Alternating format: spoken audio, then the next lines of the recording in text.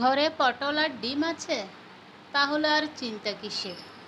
চলুন সেই পটল আর ডিম দিয়েই একটা সাধারণ রেসিপি বানিয়ে ফেলি। খেতেও ভালো লাগবে রুটি আর গরম গরম ভাতের সাথে যদি এই রেসিপিটা হয় তাহলে অবশ্যই সাথে একটু ডাল রাখার চেষ্টা করবে। দেখবেন খাওয়াটা জাস্ট জমেই গেল। এখানে আমি পটল, টমেটো, পেঁয়াজটা কুচি করে কেটে নিয়েছি, আর মাঝখানে চিড়ে নিয়েছি লঙ্কা, সাথে তো দুটো ডিম তো নিতেই হবে, যেহেতু ডিম দিয়ে পটলের রেসিপি হবে দুর্দান্ত। চলুন শুরু করা যাক। এখানে একটা কড়াই আমি বসিয়ে দিয়েছি, কড়াইতে তেল দিয়ে দিলাম, এটা সরষের তেল। যে কোনো তেল দিয়ে রান্না করা যায়, কোনো অসুবিধে নেই। তেলটা গরম হওয়ার পর দিয়ে দিয়েছি কেটে রাখা পেঁয়াজ কুচি।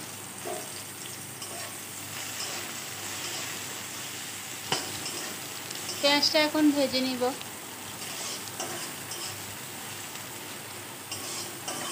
দারুণ লাগে এটা খেতে, বিশেষ করে সকালবেলা রুটি জলখাবার যখন খাওয়া হয় রুটির সাথে। আর দুপুরবেলা যদি ভাতের সাথে হয় তাহলে যেহেতু একটু শুকনো একটু ডাল হলে ভালোই হয়। পেঁয়াজটা ভাজা হওয়ার পর আমি কেটে রাখা পটল দিয়ে দিয়েছি, আর দিয়ে দিয়েছি লঙ্কা। এখন পরিমাণ মতন হলুদ গুঁড়ো, লবণটাও আমি দিয়ে দিই।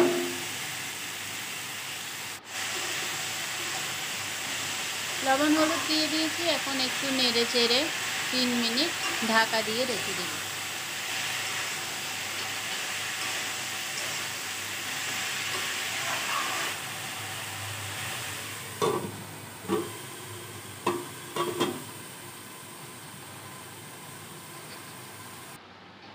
তিন মিনিট পর আবার ঢাকাটা তুলে নিলাম, তুলে আরও একটু নেড়ে চেড়ে আবার 2 মিনিট ঢাকা দিয়ে রেখে দিব।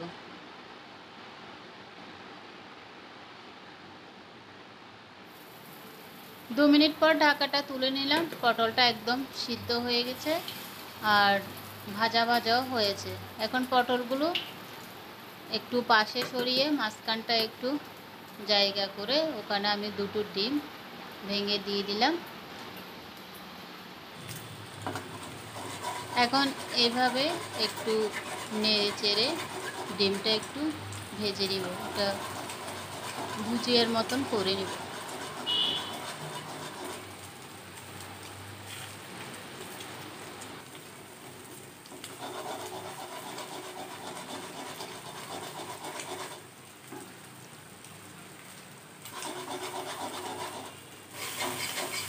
ডিমটা ভাজা হয়েছে, এখন মিশিয়ে নিব।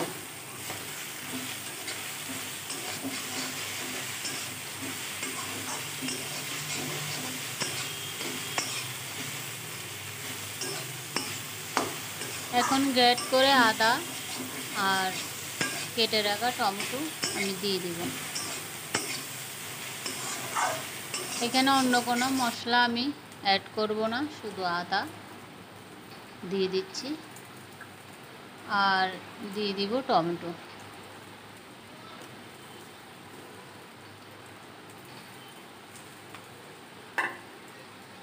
আদা আর টমেটো দেওয়ার পরে আরও 2 থেকে 3 মিনিট নেড়ে চেড়ে ভেজে নিব।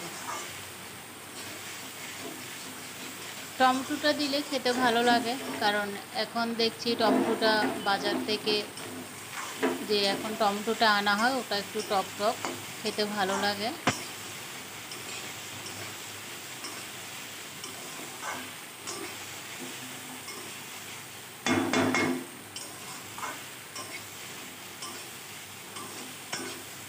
আদাটা দেওয়ার পরে খুব সুন্দর গন্ধ বেরোচ্ছে।